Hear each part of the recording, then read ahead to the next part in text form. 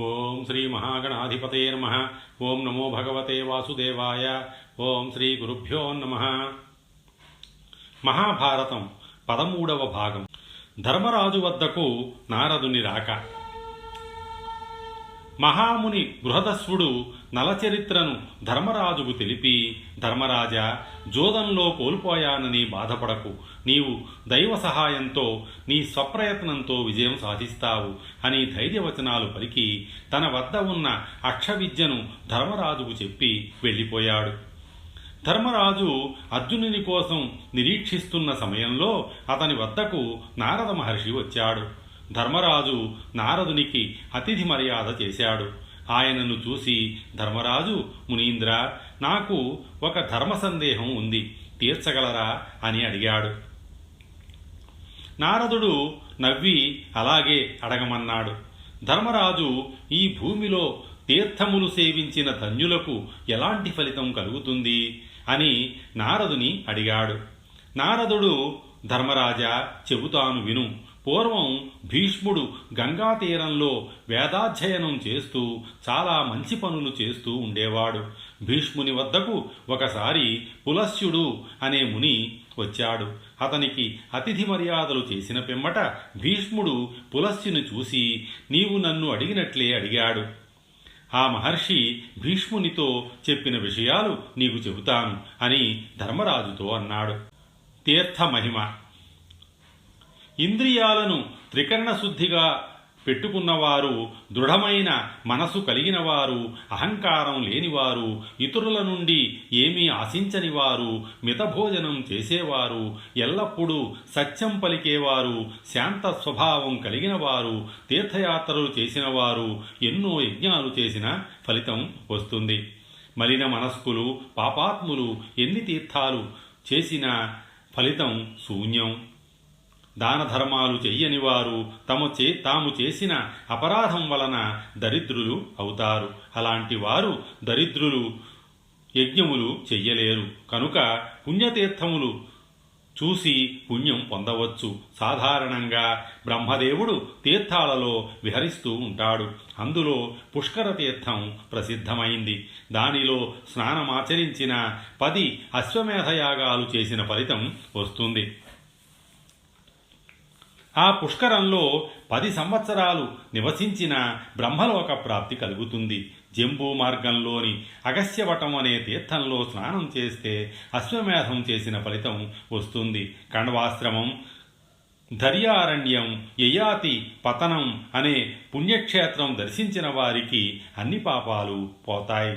ఇంకా మహాకాళం, కోటి తీర్థం, భద్రపటంలో శివుని పూజించిన నర్మదా నదీ స్నానం, దక్షిణ నదీ స్నానం, జర్మణవతి నదీ స్నానం ఎంతో పుణ్యాన్ని ఇస్తుంది.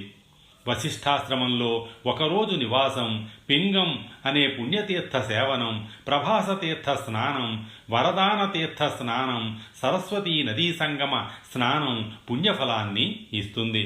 ద్వారావతి పురంలోని పిండారక తీర్థంలో శివుని పూజించిన, సాగర సింధు సంగమంలో స్నానమాచరించిన, శంకు కన్నేశ్వరంలో శివుని పూజించిన, వసుధార వసుసరంలో తీర్థమాడిన, సింధూత్తమంలో స్నానం చేసిన, బ్రహ్మతుంగతీర్థం సేవించిన, శక్రకుమారి యాత్ర చేసిన, శ్రీకుండంలో బ్రహ్మదేవుని సందర్శించిన, బడవతీర్థంలో అగ్నిదేవుని సేవించిన, ఎన్నో గోదానాలు భూదానాలు చేసిన ఫలితం వస్తుంది.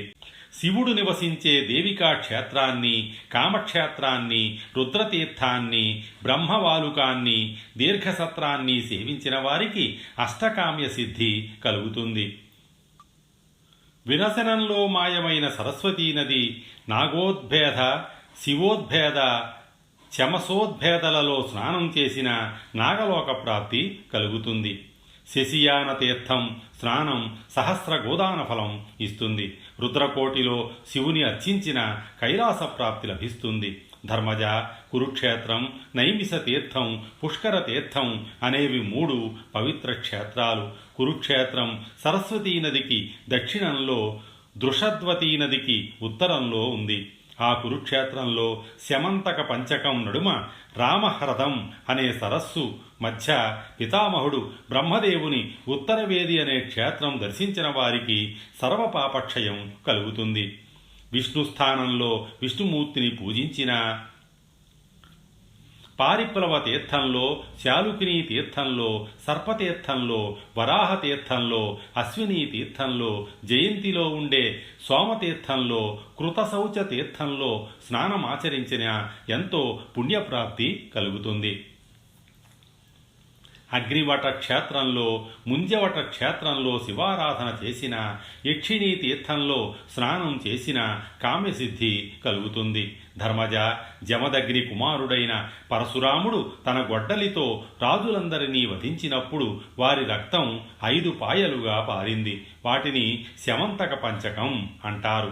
అందులో పరశురాముడు తన తండ్రికి తర్పణం విడిచాడు. అప్పుడు పితృదేవతలు సాక్షాత్కరించి వరాలు కోరుకొమ్మని అడిగారు. పరశురాముడు తనకు రాజులను సంహరించిన పాపం నశించాలని, తనకు పుణ్యలోక ప్రాప్తి కలగాలని కోరుకున్నాడు. ఈ శమంతక పంచకం పవిత్రత సంతరించుకోవాలి అని కోరాడు. అప్పటి నుంచి శమంతక పంచకం పుణ్యతీర్థాలుగా భాసిల్లుతున్నాయి. వాటిలో స్నానం చేస్తే అశ్వమేధయాగం చేసిన ఫలితం కలుగుతుంది. కాయశోధనం, లోకోద్ధారం, శ్రీతీర్థం, కపిలతీర్థం, సూర్యతీర్థం, గోభనం, శంఖినీతీర్థం, యక్షేంద్రతీర్థం, సరస్వతీ నది, మాతృతీర్థం, బ్రహ్మావర్తం, శరవణం, స్వావిల్లోమాపాహం, మానుషతీర్థం, ఆపగ నదీతీర్థం, సప్తఋషికుండం, కేదారం, కపిలకేదారం, సరకం, ఇలాస్పదం, కిందానం, కింజప్యం అనే తీర్థాలలో స్నానం చేస్తే అనంతమైన పుణ్యాలు కలుగుతాయి. నారద నిర్మిత అంబా జన్మం అనే తీర్థంలో చనిపోతే పుణ్యలోకాలకు పోతారు. పుండరీకం అనే తీర్థంలో ఉన్న వైతరణిలో స్నానమాడిన ఫలకీవనం, మిశ్రకం, వ్యాసవనం, మనోజవం, మధువటి, కౌశికీ నది, దృషద్వతీ నది సంగమంలో సమస్త పాపాలు నశిస్తాయి. కిందర్త తీర్థంలో తిలోదానం చేస్తే పితృరుణం తీరుతుంది. అహస్సు, సుదినం అనే తీర్థాలలో స్నానమాచరిస్తే సూర్యలోక ప్రాప్తి కలుగుతుంది. మృగధూమం అనే క్షేత్రంలో గంగా స్నానమాచరించి శివుని ఆరాధించిన అశ్వమేధ ఫలం కలుగుతుంది. వామన తీర్థంలో స్నానం చేస్తే విష్ణులోకానికి పోతారు. పావన తీర్థంలో స్నానమాచరించిన వంశం పవిత్రమవుతుంది. శ్రీపుంజంలో తీర్థాన్ని దర్శిస్తే బ్రహ్మలోకం సిద్ధిస్తుంది. సప్త సారస్వతాలు అనే తీర్థంలో స్నానం చేస్తే సమగ్ర సారస్వత ప్రాప్తి కలుగుతుంది.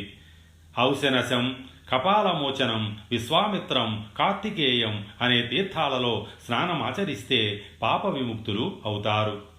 పృథూక తీర్థంలో చనిపోతే పాపాల నుండి విముక్తులవుతారు. గంగా, సరస్వతి సంగమంలో స్నానం ఆచరిస్తే బ్రహ్మహత్యాపాతకం పోతుంది. శతం, సహస్రం అనే తీర్థాలలో తపస్సు చేస్తే అంతులేని పుణ్యం వస్తుంది. రుద్రపత్ని అనే తీర్థంలో స్నానం చేస్తే సర్వదుఃఖ విముక్తి కలుగుతుంది. స్వస్తిపురం అనే తీర్థం చుట్టూ ప్రదక్షిణ చేస్తే 1000 ఆవులను దానం చేసిన పుణ్యం కలుగుతుంది. ఏకరాత్రం అనే తీర్థంలో ఉపవాసం చేస్తే సత్యలోకం సిద్ధిస్తుంది. ఆదిత్యాశ్రమంలో సూర్యుణ్ణి ఆరాధిస్తే సూర్యలోక ప్రాప్తి కలుగుతుంది. దధీచి తీర్థంలో 3 రాత్రులు నివసిస్తే ఇంద్రలోక ప్రాప్తి కలుగుతుంది. సూర్యగ్రహణ సమయంలో సన్నిహిత తీర్థంలో స్నానం చేస్తే 100 అశ్వమేధాలు చేసిన ఫలం పొందుతారు. ధర్మతీర్థంలో స్నానం చేస్తే ధర్మాచరణ కలుగుతుంది. జ్ఞాన పావనం, సౌగంధికం అనే తీర్థాలలో స్నానం చేస్తే సర్వపాపాలు పోతాయి. సరస్వతీ హ్రదం నుండి వచ్చే జలంలో స్నానం చేస్తే అశ్వమేధయాగం చేసిన ఫలం వస్తుంది.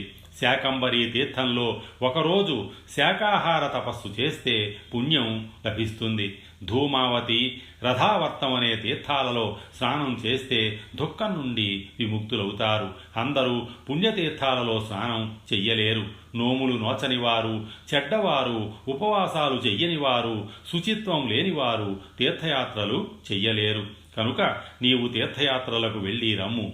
రోమసుడు అనే మహర్షి నీ దగ్గరకు వచ్చి నిన్ను తీర్థయాత్రలు చెయ్యమని ఆదేశిస్తాడు. నీవు ధౌమ్యుని అనుమతితో తీర్థయాత్రలు చేసిరా అని చెప్పి నారదుడు వెళ్ళాడు. రోమసుని రాక.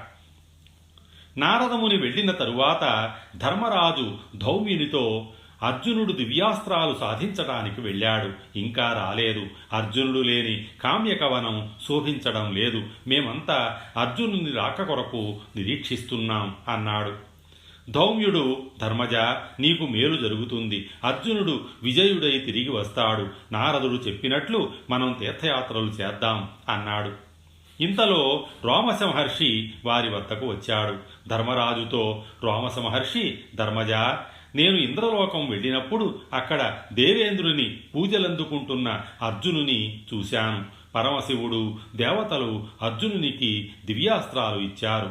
అర్జునుని విషయం నీకు చెప్పమని దేవేంద్రుడు నన్ను పంపించాడు. అలాగే నిన్ను తీర్థయాత్రలు చెయ్యమని ఆదేశించాడు అన్నాడు. ఆ మాటలకు ధర్మరాజు ఆనందపడి, మహర్షి, అర్జునుని క్షేమవార్తకు దేవేంద్రుని తీర్థయాత్రలు చెయ్యమని దేవేంద్రుడు ఆదేశించినందుకు ఆనందంగా ఉంది. నారద మహర్షి ఆదేశం అదే కనుక నేను ఇప్పుడు తీర్థయాత్ర చెయ్యాలనుకుంటున్నాను అన్నాడు. ధర్మరాజు వెంటనే తీర్థయాత్రకు బయలుదేరాడు. విప్రులందరూ వెంట వస్తామని అన్నారు. ధర్మరాజు అంగీకరించాడు. ఆ సమయంలో వ్యాసుడు అక్కడకు వచ్చాడు. వ్యాసుడు ధర్మరాజుతో, ధర్మరాజా, మనోబుద్ధి శౌచం శ్రీర నియమాలు ఆచరిస్తూ సన్మార్గంలో తీర్థాలు సేవించండి. నీ పూర్వులైన మహాభిషుడు, నాభాగుడు, భరతుడు, భగీరథుడు, ముచుకుందుడు, మాంధాత, సగరుడు, సార్వభౌముడు, అష్టకుడు, రోమపాదుడు మొదలైన చక్రవర్తులు తీర్థయాత్రలు చేసి సుఖాలు పొందారు. వారి వలనే నువ్వు కూడా తీర్థయాత్రలు చేసి సుఖించు అని ఆశీర్వదించాడు. ధర్మరాజు రోమసుని చూసి, మహర్షి, లోకంలో అధర్మపరులకు, దుర్జనులకు అభివృద్ధి కలుగుతుంది, కానీ ధర్మం ఆచరించే వారికి కష్టాలు ప్రాప్తిస్తున్నాయి, ఎందుకు అని అడిగాడు. రోమసుడు, ధర్మరాజా, అధర్మపరులకు అభ్యుదయం ఎల్లకాలం ఉండదు, త్వరలో నశిస్తుంది. రాక్షసులు అధర్మవర్తనులై నాశనమైనారు, దేవతలు ధర్మాచరణులై వృద్ధి పొందుతున్నారు. కౌరవులు వారి అధర్మవర్తనం వలన అచిరకాలంలోనే నశిస్తారు. అధర్మవర్తనం వలన గర్వం పుడుతుంది, గర్వం వలన అహంకారం పుడుతుంది, అహంకారం క్రోధానికి మూలం, క్రోధం వలన సిగ్గు విడుస్తుంది. అలాంటి వారిని లక్ష్మి వదలి పెడుతుంది. మీరు ధర్మపరులు, మీకు జయం కలుగుతుంది అన్నాడు. ఆ తరువాత ధర్మరాజు తీర్థయాత్రలకి బయలుదేరాడు. అన్ని తీర్థాలు సేవిస్తూ గయ చేరుకున్నాడు. అక్కడి నుండి అగస్త్యాశ్రమం చేరుకున్నాడు. అగస్త్య మహాముని వృత్తాంతం. అగస్త్యాశ్రమం చేరిన తరువాత రోమసుడు అగస్త్యుని గురించి వివరించసాగాడు. ధర్మజ, పూర్వం వాతాపి, ఇల్వలుడు అనే ఇద్దరు రాక్షసులు ఉండేవారు. వారిరువురు అన్నదమ్ములు. వారిలో పెద్దవాడైన ఇల్వలుడు ఒక బ్రాహ్మణుని పూజించి, అయ్యా, అన్ని కోరికలు తీర్చే మంత్రం ఉపదేశించమని అడిగాడు. రాక్షసులకు అలాంటి మంత్రం ఉపదేశించడానికి వీలు పడదని అతడు చెప్పాడు. తరువాత వాతాపి తమ్ముడైన వాతాపిని మేకగా మార్చి ఆ మేకను చంపి వండి ఆ బ్రాహ్మణునికి వడ్డించాడు. బ్రాహ్మణుడు భుజించిన తరువాత ఇల్వలుడు, వాతాపి, బయటకు రా అన్నాడు. వెంటనే వాతాపి బ్రాహ్మణుని పొట్ట చీల్చుకొని బయటకు వచ్చాడు. ఆ బ్రాహ్మణుడు మరణించాడు. ఇలా అన్నదమ్ములు అతిథులుగా పిలిచి బ్రాహ్మణులను చంపుతూ వచ్చారు. ఒకరోజు బ్రహ్మచర్య వ్రతంలో ఉన్న అగస్త్యుడు లేత చిగురుటాకులను ఆధారం చేసుకొని వేలాడుతున్న తన పితరులను చూశాడు. అగస్త్యుడు వారితో, అయ్యా, మీరెవరు, ఇలా ఎందుకు వేలాడుతున్నారు అని అడిగాడు. బదులుగా వారు, నాయనా, మేము నీ పితరులము, నీవు వివాహం చేసుకొనకుండా సంతానహీనుడయ్యావు కనుక మేము ఉత్తమగతులు లేక ఇలా అయ్యాము, కనుక నీవు వివాహం చేసుకొని సంతానం పొంది మాకు ఉత్తమగతులు ప్రసాదించు అన్నారు. అగస్త్యుడు అలాగే అన్నాడు. ఆ సమయంలో విదర్భరాజు సంతానం కోసం పరితపిస్తున్నాడు. అగస్త్యుడు తన తపో మహిమతో అతనికి ఒక కూతురుని అనుగ్రహించాడు. ఆమె యవ్వనవతి అయ్యింది. ఆమె పేరు లోపాముద్ర. లోపాముద్రకు వివాహ ప్రయత్నాలు చేస్తున్నాడని విని అగస్త్యుడు లోపాముద్రను తనకిమ్మని అడిగాడు. రాజు, ఈ నిరుపేద బ్రాహ్మణుడా నా కుమార్తె భర్త, ఇతడిని చేసుకుని నా కూతురు నారచీరలు ధరించవలసినదేనా అని పరితపించాడు. లోపాముద్ర తనను అగస్త్యునికి ఇచ్చి వివాహం చెయ్యమని తండ్రిని కోరింది. గత్యంతరం లేక ఆమె తండ్రి అలాగే ఆమెను అగస్త్యునకిచ్చి వివాహం చేశాడు. ఆమె నారచీరలు ధరించి భర్త వెంట వెళ్ళింది. ఒకరోజు అగస్త్యుడు కోరికతో భార్యను చేరాడు. లోపాముద్ర, నాథ, సంతానం కోసం భార్యను కోరడం సహజం. నన్ను సర్వాలంకార భూషితను చేసి నన్ను కోరండి అన్నది. అగస్త్యుడు, నా వద్ద ధనం ఆభరణములు లేవు, వాటి కొరకు తపశ్శక్తిని ధారపోయడం వ్యర్థం అనుకొని ధనం కొరకు అగస్త్యుడు శతర్వురుడు అనే రాజు వద్దకు వెళ్ళాడు. శతర్వురుడు తన వద్ద ధనం లేదని చెప్పాడు. అగస్త్యుడు శతర్వురుడు బృహదస్సుని వద్దకు అనే రాజు వద్దకు వెళ్ళి ధనం అడిగాడు. ఆ రాజు కూడా తనకు ఆదాయ వ్యయాలు సమానంగా ఉన్నాయని కనుక ధనం లేదని చెప్పాడు. ఆ తరువాత ఆ ముగ్గురు ధనం కొరకు త్రసదస్యుడి దగ్గరకు వెళ్ళారు. అతను కూడా ధనం లేదని చెప్పి, మునీంద్ర, ఇలువలుడు ధనవంతుడు, అతడిని అడిగితే మీ కోరిక తీరుతుంది అన్నాడు. వెంటనే అందరూ ఇలువలుడి దగ్గరకు వెళ్ళారు. అగస్త్యుడు ఇలువలుని ధనం అడిగాడు. ఇలువలుడు మామూలుగా వాతాపిని వండి వడ్డించాడు. ముందు అగస్త్యుని భుజించమని చెప్పాడు. ఈ విషయం గ్రహించిన రాజఋషులు, మునీంద్ర, ఇలువలుడు తన తమ్ముని మేకగా మార్చి వండి బ్రాహ్మణులచే తినిపించి అతనిని బయటకు రమ్మంటాడు. అతడు పొట్ట చీల్చుకొని ఆ బ్రాహ్మణుని చంపి బయటకు వస్తాడు. కనుక మీరు భుజించరాదు అన్నారు. అగస్త్యుడు చిరునవ్వు నవ్వి ఆ భోజనం తినేశాడు. అగస్త్యుడు పొట్టను తడుముకొని త్రేంచాడు. అంతే, వాతాపి జీర్ణం అయిపోయాడు. ఇలువలుడు, వాతాపి బయటకు రా అన్నాడు. అతను రాకపోవడంతో అతను జీర్ణం అయ్యాడని తెలుసుకుని భయపడి అగస్త్యునితో, అయ్యా, మీరు కోరిన ధనం ఇస్తాను అన్నాడు. ఆ ధనంతో అగస్త్యుడు లోపాముద్ర కోరికను తీర్చాడు. అగస్త్యుడు లోపాముద్రతో, నీకు 10 మందితో సమానమైన 100 కొడుకులు కావాలా, లేక 100 సమానమైన ఒక్క కొడుకు కావాలా, లేక 100 కొడుకులతో సమానమైన 1000 మంది కొడుకులు కావాలా, లేక 1000 మందికి సమానమైన ఒక్క కొడుకు కావాలా అని అడిగాడు. అందుకు లోపాముద్ర, నాకు 1000 మందితో సమానమైన బలవంతుడు బుద్ధిమంతుడు అయిన ఒక్క కుమారుని ప్రసాదించండి చాలు అని కోరింది. లోపాముద్ర గర్భం దాల్చి తేజోవంతుడు గుణవంతుడు అయిన దృఢస్యుడు అనే కొడుకును కన్నది. ఆ విధంగా అగస్త్యుడు తన పితృదేవతలకు ఉత్తమగతులు కలిగించాడు. వనపర్వము తృతీయాశ్వాసము. దధీచి వృత్తాంతం. ధర్మరాజు కోరికపై రోమసుడు అగస్త్య మహాముని కథను సవిస్తరంగా వివరించసాగాడు. కృతయుగంలో వృతాసురుడు అనే రాక్షసుడు ఉండేవాడు. అతడు తన అనుచరుడైన కాలకేయులతో కలిసి దేవతలను పీడిస్తూ ఉండేవాడు. దేవతలు బ్రహ్మదేవుని దగ్గరికి వెళ్ళి వృత్తాసురుని చంపడానికి మార్గం చెప్పమన్నారు. బ్రహ్మదేవుడు, మీరు సరస్వతీ నదీ తీరంలో తపస్సు చేసుకుంటున్న దధీచి మహర్షి వద్దకు వెళ్ళి ఆయన ఎముకలను దానంగా అడిగి తీసుకుని ఆ ఎముకలతో ఆయుధాన్ని చెయ్యండి. ఆ ఆయుధంతో వృత్తాసురుని సంహరించండి అని చెప్పాడు. దేవతలు దధీచి మహర్షి ఎముకలను దానంగా అడగగానే ఆ మహర్షి తన శరీరాన్ని విడిచి ఎముకలను దానంగా ఇచ్చాడు. వాటితో త్వష్ట ప్రజాపతి వజ్రాయుధం చేసి ఇంద్రునికి ఇచ్చాడు. ఇంద్రుడు ఆ వజ్రాయుధంతో వృత్తాసురుని సంహరించాడు. వృత్తాసురుని అనుచరులైన కాలకేయులు సముద్ర గర్భంలో దాగి రాత్రివేళల్లో బయటకు వచ్చి జనులను ఋషులను బాధిస్తూ ఉండేవాళ్లు. ఇంద్రాది దేవతలు విష్ణుమూర్తికి మొరపెట్టుకున్నారు. విష్ణుమూర్తి దేవతలతో కాలకేయులు మహాబలవంతులు, పైగా సముద్ర గర్భంలో ఉన్నారు కనుక సంహరించడం వీలు కాదు. సముద్రంలో నీరు ఇంకిపోతే సంహరించవచ్చు కనుక మీరు అగస్త్యుని వద్దకు వెళ్ళి తరుణోపాయం అడగండి అని చెప్పాడు.